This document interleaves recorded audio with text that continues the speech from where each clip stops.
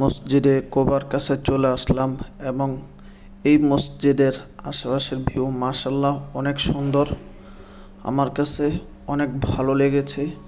অনেক খোলামেলা জায়গা এবং তার পাশেই রয়েছে খেজুরের বাগান এবং আপনারা যদি ভিউটা দেখেন মাশাআল্লাহ অনেক সুন্দর।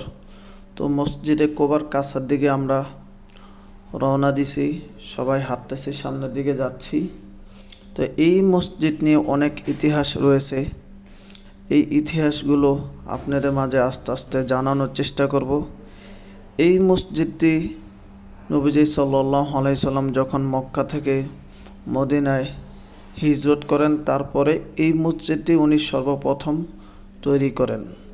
এই মসজিদটির ব্যাপারে মহান আল্লাহ তাআলা কোরআন শরীফেও বর্ণনা করেছেন।